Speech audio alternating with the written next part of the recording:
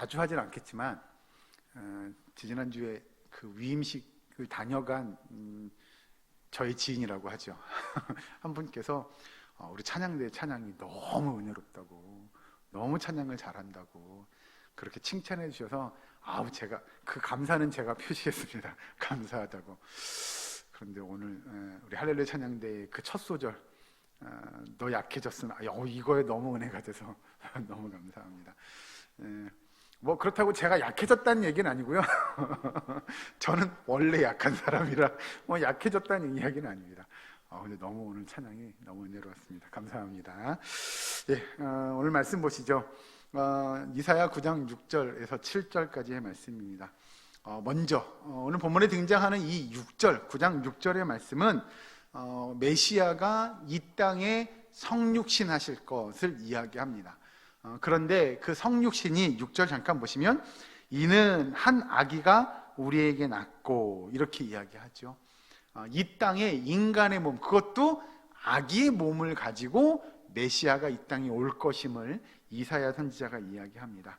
하나님께서 하나님의 아들, 우리는 잘 아니까 독생자 예수 그리스도를 이 땅에 메시아를 보내실 것이고요, 그가 성육신을 통해 인간의 몸을 입고 완벽한 인성을 가지고 태어나실 것임을 예언하는 내용이죠. 그리고 오늘 본문 말씀의 그 두 번째로 보면 예수님께서 어떤 방식으로 그가 구원을 이루어 가실 것인가를 우리에게 보여줍니다. 그 이제 6절 중반에 보시면 한 아들을 우리에게 주신 바 되었는데 그의 어깨에는 정사를 메었고 그의 이름은 기묘자라 모사라 전능하신 하나님이라 영존하시는 아버지라 평강의 왕이라 할 것임이라. 예수님께서 우리는 다 아니까 메시아가 이 땅에 와서 어떻게 그의 나라 또 그가 이 땅에 하나님의 구원의 완성을 이루실 것인지를 우리에게 보여주고 있는데요, 특별히 이 6절 말씀을 보면 우리가 조금 이해할 수 없는, 그 당시에 더군다나 이사야 선지자와 함께 생활을 했던 이스라엘 백성들이 듣기에는 이해할 수 없는 단어들, 이해할 수 없는 표현들이 등장하게 됩니다. 여러분 잘 보시면 우리가 어려운 거 말고요, 6절 중반에 보면 그의 어깨에는 정사를 메었고 이렇게 표현합니다. 그럼 여기서 그럼 도대체 정사는 뭐냐라는 거죠. 여기서 이야기하는 정사는 바꿔 표현하면 그겁니다. 통치권을 이야기합니다. 즉 메시아가 이 땅에 오실 건데 그는 통치자로 이 땅에 올 거다라고 이야기하죠. 그러면 여러분 좀 머릿속에 상상을 하시면 좋을 것 같아요. 메시아가 올 거예요. 근데 그가 통치자로 이 땅을 올 거예요. 더군다나 구약적인 사고를 가지고 있는 이스라엘 백성들, 이스라엘 백성뿐만 아니라 그 당시에 많은 사람들이 누군가 통치자로 나선다라고 이야기하면 여러분 어떤 그림이 떠오르십니까? 그런 거 아닐까요? 예를 들면입니다. 멋진, 요즘으로 이야기하면 군복이겠죠. 갑옷일 겁니다. 그런 멋진 갑옷을 입고요, 투구를 쓰거나, 그리고 멋진 긴 칼을 차고, 그리고 아주 상상을 좀 더 해볼까요? 백마 이런 거 있잖아요. 그런 걸 타고 뜨그덕 나타나는, 그래, 저분은 정말 우리를 통치하실 왕이야, 메시아야, 이것들을 받아들일 만한 모습이면 얼마나 좋았겠어요. 또는 그래, 갑옷을 입고 투구를 쓰고 칼을 차고 이게 아니면 왕이요, 멋진 의복을 입고요, 그리고 홀이라고 하는 지팡이를 들고요, 보석이 막 주렁주렁 박힌 왕관을 딱 쓰고 많은 사람들 앞에 딱 나타나서 내가 이 나라를 다스리는 통치자다. 그러면 백성들이 막 하고 연호하고 막 이런 그림이 그려질 것 같은데 6절에 잘 보시면 그 통치자가 어떤 모습으로 온다고요? 6절 앞부분에 어떤 모습이요? 아기요. 여러분 아기가 태어난다고 이야기해요. 여러분이 그러는 거죠. 메시아가 왔대. 근데 가서 봤어요. 근데 응애 하고 있으면 여러분 어떤 생각 드시겠어요? 제가 일부 예배 때 그렇게 표현했습니다. 애들은 가라. 그런 거죠. 아니 우리 통치자라는데 아이고 이 갓난아기 이거 어떻게 하면 좋아, 이런 표현이 있지 않을까요? 네? 그 어린아이를 보면서 이분이 우리 통치자라고 말하기 힘든 상황이었을 거라는 거죠. 왜냐하면 이스라엘 백성, 지금 이사야 선지자가 이 이사야서 9장의 말씀을 쓸 때는 이스라엘 백성들이 이방의 압제들로 인하여 엄청 고통받고 있던 시대입니다. 이 이사야서 9장의 말씀은요, 그렇게 너희들이 지금 고통받으나 언젠가 하나님께서 너희들을 구원하실 통치자 메시아를 분명히 보내줄 거야. 그러니 지금은 뭐 해야 돼요? 참고 인내하고 하나님의 말씀에 순종하며 뭐 이런 것들이에요. 그런데 메시아가 온대요? 어떤 모습으로 온대요? 키가 크고요, 막 귀골이 장대하고요, 얼굴도 우리 조각미나 뭐 이렇게 하고요, 멋지게 눈은 부리부리 하고요, 막 그런 통치자가 오시나요? 라고 기대했더니 누가 태어나요? 아기가 태어난대요. 이거 어떻게 하죠, 이거를? 그런데 그 아기가 또 하나, 6절 그 뒤에 보면 정사를 메었고 그의 이름은 뭐라고요? 기묘자라고 이야기합니다. 그럼 기묘자는 도대체 또 무슨 뜻이냐? 이 기묘자를 풀었으면 이런 겁니다. 모든 자연 법칙을 초월하고 놀랍고 기적적인 분, 이 단어의 뜻이 기묘자입니다. 그러면 그런 거죠. 예수님이 자연 법칙을 초월한 게 뭐가 있지를 좀 살펴보면 좋을 것 같아요. 왜 이사야 선지자가 예수님을 향해 일컬으면서 기묘자라 모든 자연 법칙을 초월한 분이라고 이야기하냐? 뭐 여러분 잘 아시니까. 예수님께서 이 땅에 태어나실 때 누구의 몸에서 태어나요? 그렇죠. 마리아의 몸에 태어나죠. 그래서 우리가 마리아를 일컬어서 뭐라고 표현하냐면 동정녀 이렇게 표현하죠. 즉 남자를 경험하지 않은 여자, 그가 예수님을 임신하게 되고 예수님을 낳게 돼요. 여러분, 이건 아까 방금 말씀드린 우리가 이야기하는 모든 자연의 법칙을 초월한 사건 중에 놀라운 사건이죠. 어떻게 남자를 경험하지 않은 여자가 애를 가질 수가 있어? 그게 말이 돼? 라는 거예요.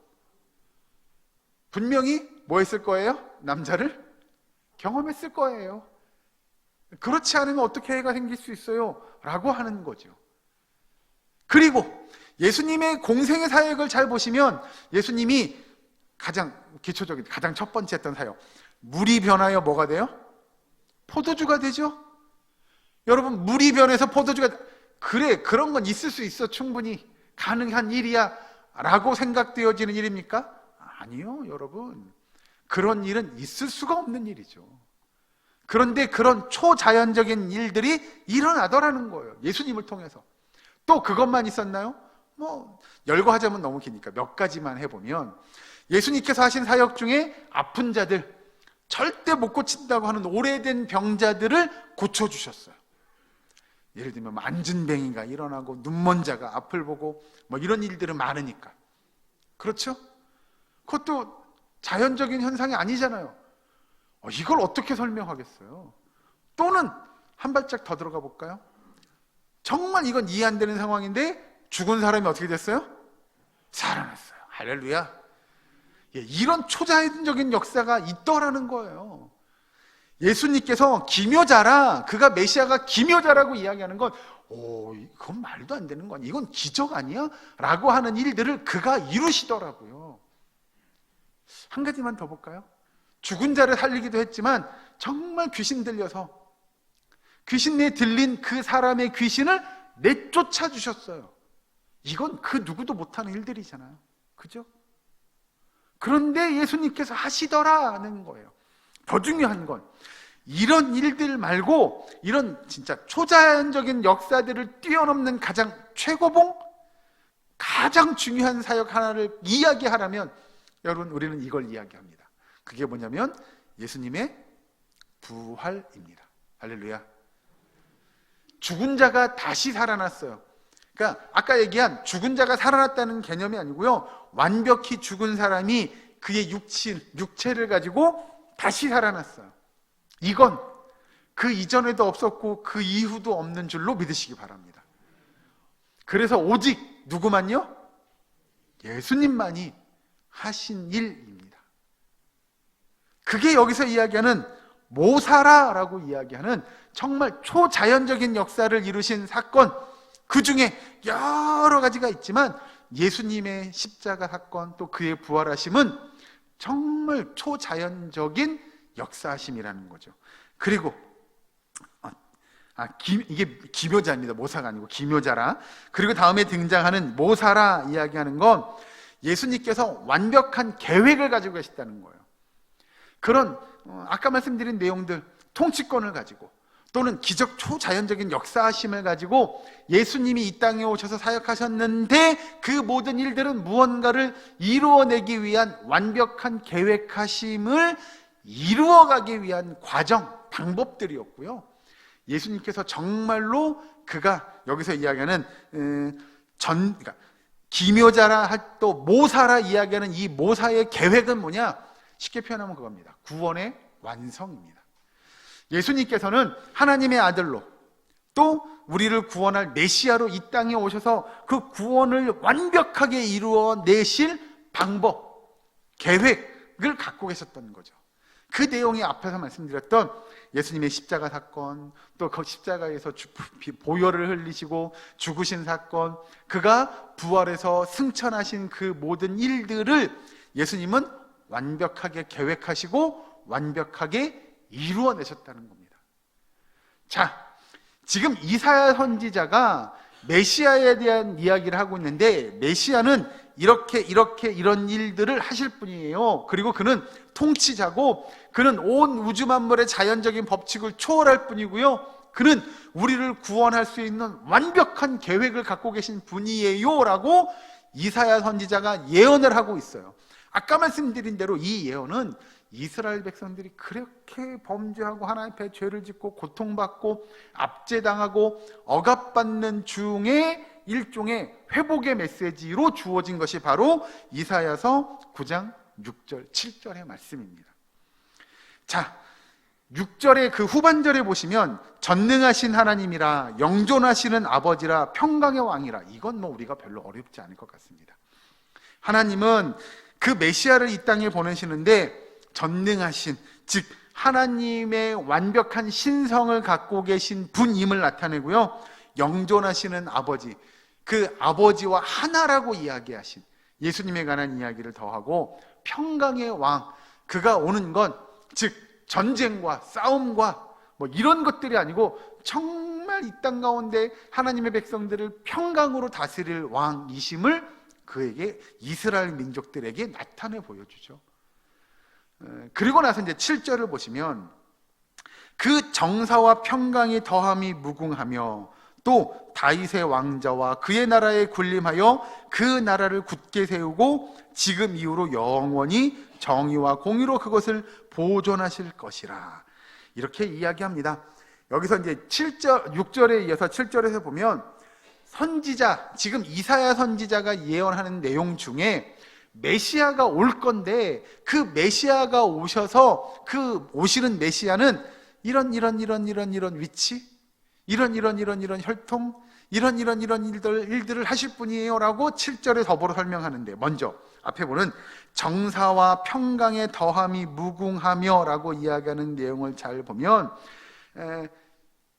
이 메시아가 와서 정말 그 통치, 아까 얘기한 통치를 완벽하게 이루어내는데 이 통치가 세상 불안한 통치 또는 불의하거나 불법하거나 또는 그 통치가 백성들을 정말 어려운 가운데, 예를 들면 기근과 핍박과 압제가 있는 그런 통치가 아닌 평강의 역사가 있고 평안한 역사가 있는 그런 통치자로서 이 땅에 나타나실 것을 이야기합니다. 그러고 나서 7절 중반에 다윗의 왕좌와 그 나라에 군림하며 그 나라를 굳게 세울 거다 라고 이야기하죠. 그러면 여기서 왜 지금 메시아가 태어나는데 다윗의 왕좌를 이어받은 그 왕이어야겠느냐라는 겁니다. 이걸 좀 보시려면 여러분, 이스라엘 민족 가운데 왕으로 세워지는 왕들이 있잖아요. 잠깐 쉬운 퀴즈 하나 내고 갈까요? 이스라엘 민족의 초대 왕이 누구죠? 예, 사울 왕이죠. 여러분들이 성경을 다 아시니까 여러분들이 볼 때 사울 왕은 좋은 왕이었습니까? 나쁜 왕이었습니까? 예, 처음엔 좋았으나, 그죠? 가면 갈수록 나쁜 왕이 되죠. 그죠? 그럼 다윗이란다. 사울의 뒤를 이어서 다윗이 왕위에 오르는데 그 다윗은 좋은 왕이었습니까? 나쁜 왕이었습니까? 예, 좋은 왕이었죠. 그래서 유대인들은 지금도 다윗과 같은 왕을 원합니다. 자, 그건 뭐 논외로 하고 다음 보시기로 하고요. 이스라엘 민족의 역사 가운데 다윗 왕은 참 좋은 왕이었어요. 그래서 하나님께서 다윗에게 언약을 해주십니다. 뭐라고 이야기하냐? 내가 너의 왕위를 영원히 어떻게 하냐면 견고하게 하겠다고. 너의 후손들이 영원히 그 왕위를 차지하게 하겠다고 하나님께서 다윗과 뭐 하세요? 약속해 주세요. 이게 다윗의 언약의 내용입니다. 그러면 그 다윗이, 정말 다윗은 좋은 왕이었는데 그 다윗의 뒤를 이어서 오른 왕 누구죠? 솔로몬이죠? 그럼 또 물어보죠. 솔로몬은 좋은 왕이었습니까? 나쁜 왕이었습니까? 그렇죠. 그건 정답입니다. 솔로몬도 초반, 중반까지는 괜찮았어요. 좋은 왕이었어요. 그런데 그 끝이 아주 조금 안 좋았습니다. 그러면 그래요. 그 정도는 뭐 이해할 수 있을 것 같습니다. 그러면 이스라엘 민족 중에 이 왕은 정말 좋은 왕이었어요. 다윗, 솔로몬 빼고 또 누구 기억나시죠? 그렇죠. 여러분이 지금 정답을 말씀하고 계신 거예요. 왜냐하면 말하기 어려울 정도로 별로 없다는 거죠. 지금 그 말씀하시는 거잖아요. 별로 없습니다. 굳이 뭐 누구를 꼽자면 히스기야? 그죠? 그 정도? 거기서 한 명을 또 굳이 꼽자면 누구예요? 요시야 정도? 예, 이스라엘 민족의 그 역사를 이렇게 놓고 보면 다윗의 뒤를 이어서 왕위에 오르는 왕들이 정말 다윗보다 더 훌륭해 라고 이야기할 만한 왕들이 없었어요. 그래서 나중에는 여러분 잘 아시지만 이사야 선지자 이후에 넘어가 보면, 예레미야 선지자 이후에 어떻게 되냐면 이스라엘 민족이 어떻게 돼요? 나라가 멸망당해요. 멸망당해요. 결국 멸망당했다는 이야기는 뭐예요? 왕이 이어졌어요? 끊겼어요? 끊겼어요. 그러면 우리는 그런 고민을 해야 됩니다. 아니, 하나님 다윗 왕과 약속하셨잖아요. 그 왕위를 영원히 견고하게 해주겠다고 하셨는데, 아니 여기서 나라가 망해가지고 왕이 끊어지면 어떻게 이게 영원히 견고한 거죠? 라고 여러분들은 고민하셔야 됩니다. 심지어 2000년 전에 예수님이 이 땅에 오실 당시에, 그때에도 이스라엘 민족, 유대족 속의 왕이 다윗의 후손이 아니었어요. 여러분, 분봉왕 누구요? 헤롯이 왕이었죠. 그러니 놓고 보면 하나님께서 다윗과 약속하셨다는데 그 약속이 지켜지는 거 맞아요? 이게 약속이 바뀌거나 약속이 폐하여졌거나 그런 거 아닌가요? 라고 우리는 생각할 수 있습니다.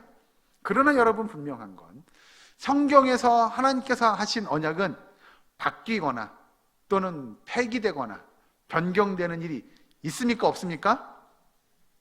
절대 결단코 없는 줄로 믿으시기 바랍니다. 약속을 바꾸는 건 우리가 하는 겁니다. 연약한 우리가 하는 거죠. 나 어떻게 하나, 그날 일이 생겨서 못 나갈 것 같아요. 그런 건 우리가 하는 거죠. 약속했는데 제가 못 지킬 것 같아요. 우리 같은 연약한 사람들이 하는 겁니다. 하나님은 하나님의 약속하신 그 언약을 정말 신실하게 이루어가는 분이심을 믿으시기 바랍니다. 그러면 이제 7절 다시 보시면, 그 정사와 평강의 더함이 무궁하며 또 다윗의 왕자와 그의 나라에 군림하여 그 나라를 굳게 세우고 지금 이후로 영원히 정의와 공의로 그것을 보존하실 것이라. 이게 지금 누구에 대한 내용이라고 그랬죠? 누군가 온다 그랬죠? 누가 온다고요? 메시아가 올 건데, 그 메시아가 다윗의 왕좌와 그의 나라에 군림하여 그 나라를 굳게 세우고 지금 이후로 영원히 정의와 공의로 그것을 보존하실 것이다 라고 성경은 이야기합니다. 자, 그러면 하나님께서 지금 이사야 선지자를 통하여 이스라엘 백성들과 뭐 하고 있냐면 약속하고 있는 내용입니다. 이게 약속이 결국 바꿔 이야기하면 예언이죠. 언젠가 누가 올 거야, 그 메시아가 올 건데 이런 일들을 그가 하실 거야 라고 이야기하고, 실질적으로 우리는 다 아니까요. 신약 성경에 보면 그 메시아가 옵니까 안 옵니까? 옵니까 안 옵니까? 옵니다. 정말로 오세요. 그래서 그 메시아를 본 사람들의 증언을 잠깐 보고 넘어가겠습니다. 로마서로 넘어가죠. 로마서 1장 3절에 있는 말씀을 보겠습니다. 신약성경 로마서 1장 3절 말씀, 제가 있는 성경은 239페이지, 240페이지 이쯤에 있을 것 같습니다. 로마서 1장 3절 한 절의 말씀을 다 같이 함께 봉독하겠습니다. 로마서 1장 3절 말씀 같이 봉독합니다. 시작. 그의 아들에 관하여 말하면 육신으로는 다윗의 혈통에서 나셨고. 아멘. 즉 그의 아들 메시아로 오신 예수 그리스도는 육체는 결국 누구의 혈통이에요? 다윗의 혈통이라고요. 지난주 오예배 드리신 분들은 기억하실 것 같습니다. 제가 이렇게 했던 거, 예를 들었던 게 기억나십니까? 그럼요. 여기서 아멘 한번 해주셔도 괜찮을 것 같습니다. 제가 힘이 될 것 같습니다. 그래서 지난주 오예배 때 그랬어요. 예수님은 누구의 후손이라고요? 다윗의 후손. 그래서 어느 지파 사람이라고 그랬죠? 예, 유다 지파 사람이라고요. 기억나시죠? 예, 제가 힘이 됩니다. 자, 그런데 우리 지난주에 봤던 걸 잠깐 조금 되새기고 넘어가시죠. 예수님은 다윗의 후손이어서 유다 지파 사람이지만, 지난주에 우리가 뭐에 대해서 배웠죠? 예수님의 삼중직 중에 그렇죠, 제사장.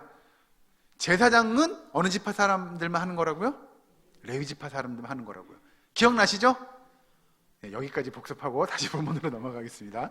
자, 그 예수님이 왜 그 다윗의 후손이어야 하냐면, 다윗의 후손들은 대대손손 전통적으로 왕의 아들이기 때문에 그 왕위를 물려받을 수 있는 뭐가 있어요? 권한이 있는 거잖아요. 예수님이 왜 다윗의 후손으로 오셔야 했냐면, 그 예수님도 뭐가 있어야 했냐면 통치권이 있는 왕이어야 했어요. 그래서 예수님은 어느 지파 사람이에요? 어느 지파 사람이라고요? 예, 유다 지파 사람이라고요. 예. 그래서 예수님이 다윗의 후손이에요. 혈통적으로. 아까 읽은 그 로마서 1장 3절에 그의 아들에 관하여 말하면 육신으로는 다윗의 혈통에서 나셨고. 그래서 이거 바꿔 표현하면 뭐냐면, 우리가 그 오예배 때 또 봤던 내용이 또 등장합니다.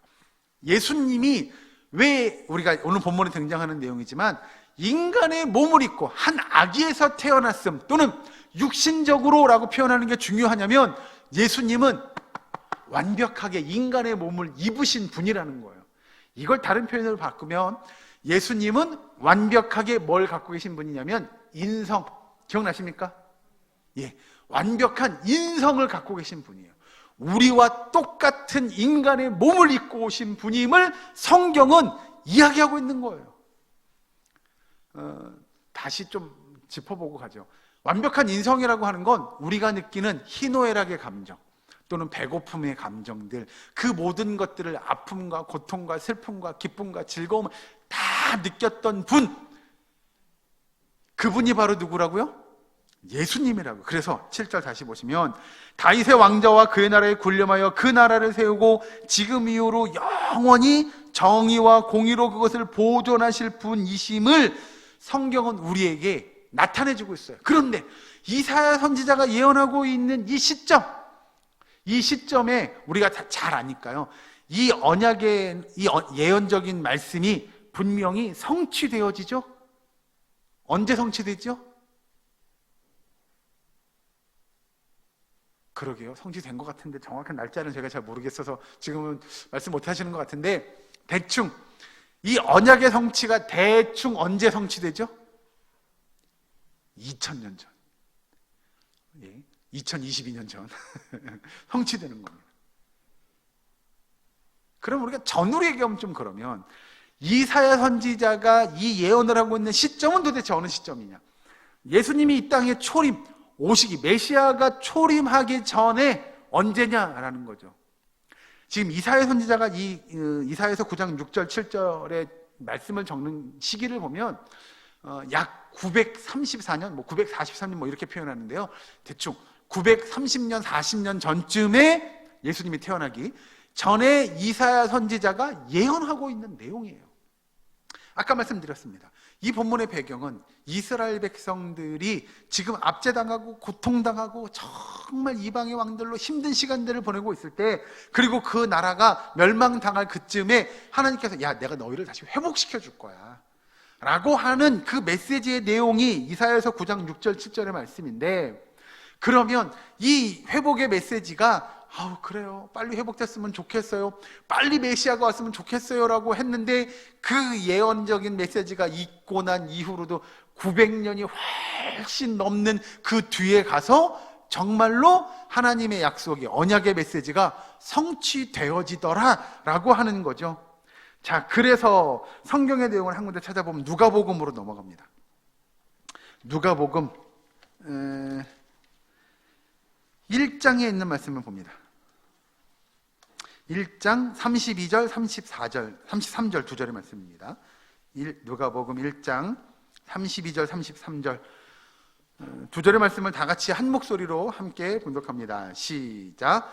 그가 큰 자가 되고 지극히 높으신 이의 아들이라 일컬어질 것이요 주 하나님께서 그 조상 다윗의 왕위를 그에게 주시리니 영원히 야곱의 집을 왕으로 다스리실 것이며 그 나라가 무궁하리라.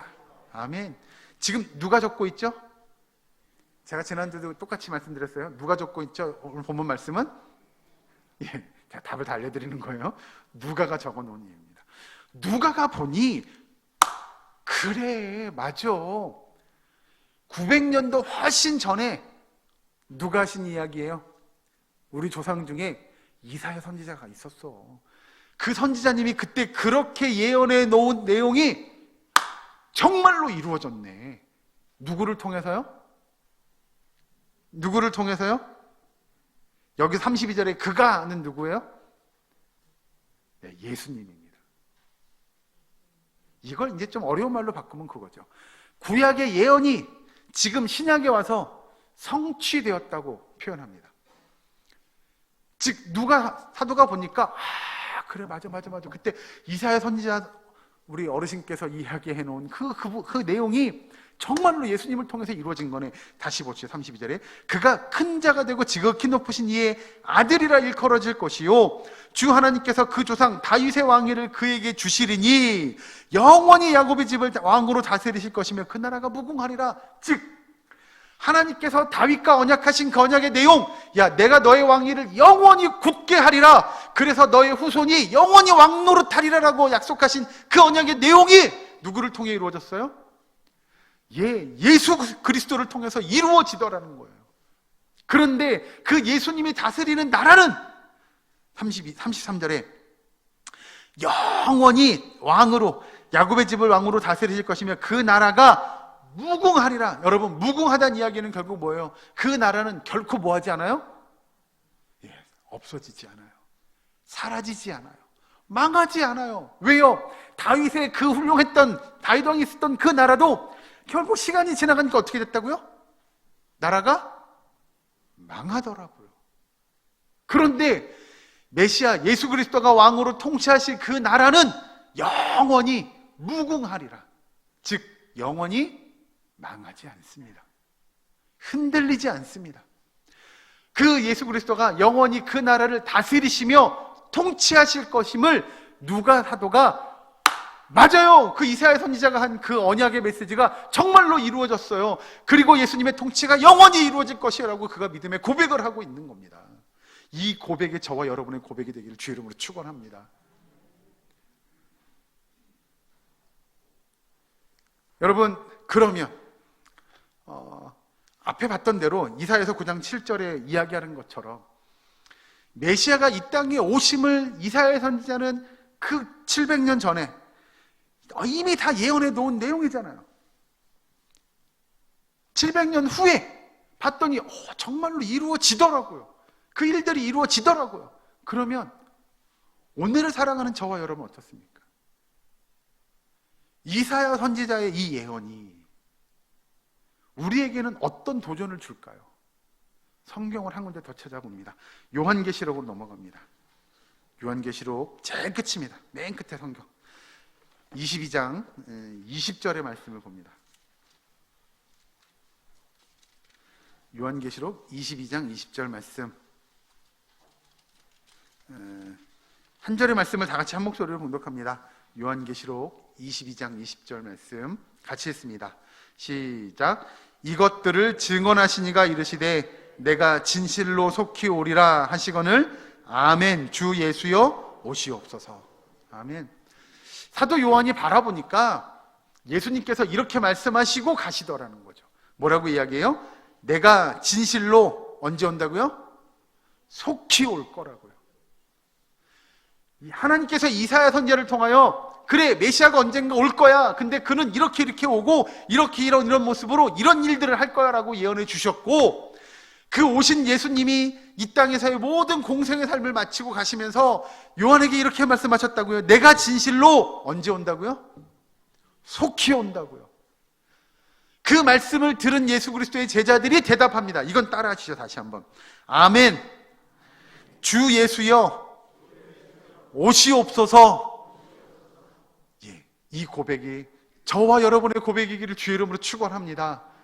정말 2000년 전에 오셨던 그 예수님이 다시 오실 것이라고는 그 언약의 메시지, 언약의 말씀을 저와 여러분에게 주신 줄로 믿으시기 바랍니다. 그 언약의 말씀을 믿고 예수님의 다시 오시는 그날을 기대하며 아멘, 주 예수여 어서 오시옵소서라고 고백하고 이 땅 가운데 하나님의 나라와 하나님의 영광을 위하여 헌신할 수 있는 저와 여러분, 우리의 사랑교회 모든 권속될 수 있기를 주의 이름으로 간절히 축원합니다. 기도하겠습니다. 사랑하는 하나님, 감사합니다.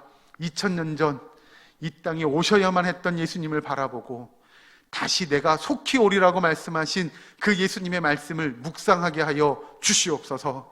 다시 오실 예수님을 기대하고 이 땅 가운데 하나님의 나라와 하나님의 영광을 위하여 헌신하며 오실 예수님을 맞이하며 우리가 충성된 종으로서의 모습으로 하나님 앞에 영광 돌리는 믿음의 삶을 이뤄갈 수 있는 우리의 사랑 모든 권속들 될 수 있도록 주여 도와 주시옵소서. 예수님의 이름으로 기도하옵나이다. 아멘.